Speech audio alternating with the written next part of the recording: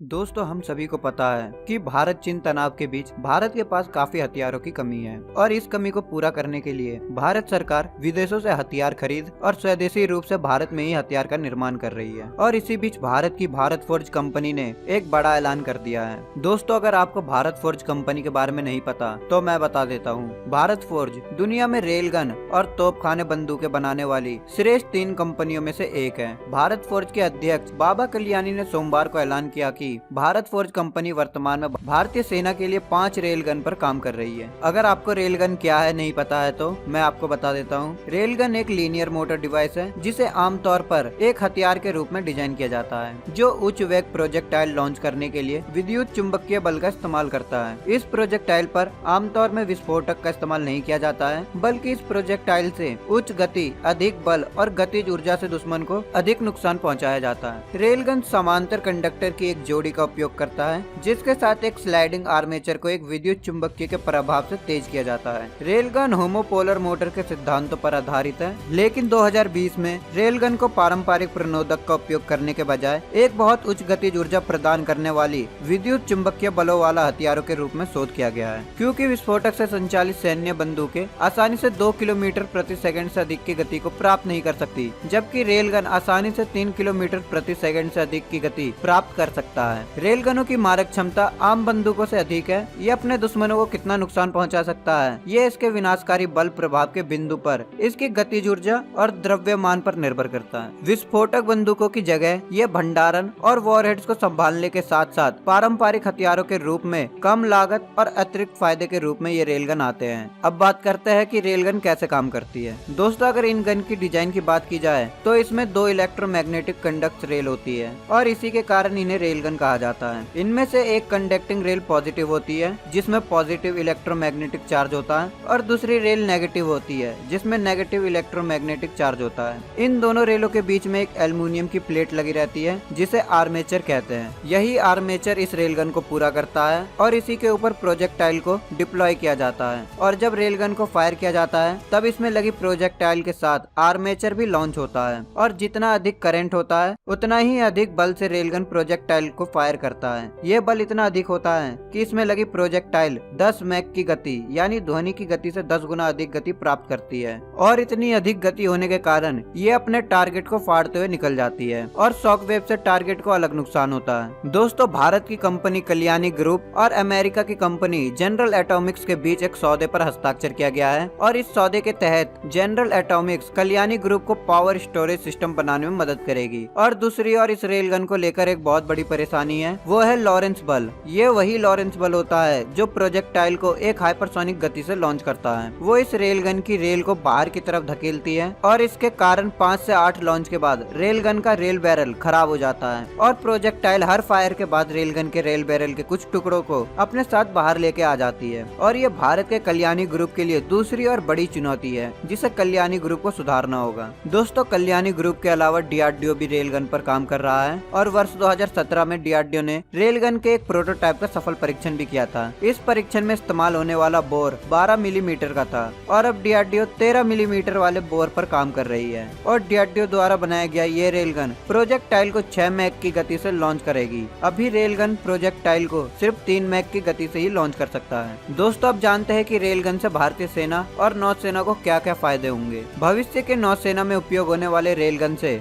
Destroyer, बड़े aircraft carrier और यहाँ तक कि पनडुब्बी अगर वो समुद्र के ऊपर हो तो उन्हें रेलगन के एक ही वार से डुबाया जा सकेगा। और भविष्य के भारतीय थल सेना में इस्तेमाल होने वाली रेलगन से लड़ाकू विमान, हेलीकॉप्टर, यूएवी, ड्रोन और यहाँ तक कि मिसाइलों को भी आसानी से तबाह किया जा सकेगा। और रेलगन के प्रोजेक्टाइल को रडार से पकड़ पाना नामुमकिन है। और जैसा कि आप सभी को पता है कि चीन और पाकिस्तान के रडार ब्रह्मोस को नहीं पकड़ पाते, जो 3 मैक की गति से उड़ती है, तो उनके रडार रेलगन के प्रोजेक्टाइल को क्या पकड़ पाएंगे, जो 6 मैक की गति से अपने दुश्मनों पर हमला कर सकेगी। इस रेलगन के सेना में शामिल होने के बाद पाकिस्तान और चीन को अधिक नुकसान और भारत को अधिक फायदा होगा, क्योंकि रेलगन का प्रोजेक्टाइल लोहे का बना होता है, जिसका आकार एक बड़े कील की तरह होता है। ये काफी सस्ता होता है। इन सभी लाभों के बावजूद रेलगन का डिजाइन पूरा कर लिया गया है और इसे बनाने का कार्य जारी है। दोस्तों मेरे ख्याल से कल्याणी ग्रुप और DRDO को रेलगन पर एक साथ काम करना चाहिए, जिससे कि रेलगन को बनाने में कम वक्त और रेलगन को अधिक घातक बनाया जा सके। आपको क्या लगता है कमेंट बॉक्स में अवश्य बताएं। अगर आपको ये वीडियो अच्छी लगी तो इसे लाइक और अपने दोस्तों के साथ शेयर करना बिल्कुल भी ना भूलें। अगर आप हमसे इंस्टाग्राम और फेसबुक में जुड़ना चाहते हैं तो आप हमें इंस्टाग्राम और फेसबुक में जरूर फॉलो करें। लिंक आपको डिस्क्रिप्शन बॉक्स में मिल जाएगा। अगर आप हमारे चैनल पर नए हैं और आपने अभी तक हमारे यूट्यूब चैनल को सब्सक्राइब नहीं किया है तो आप अभी सब्सक्राइब कर ले। साथ ही बगल में जो बेल आइकन है उसे भी ऑल में क्लिक कर ले, ताकि हमारी आने वाली नई वीडियो आप तक सबसे पहले पहुंच सके। तो दोस्तों मिलते हैं नेक्स्ट वीडियो में, तब तक आप अपना और अपने परिवार का ख्याल रखें। जय हिंद, जय भारत।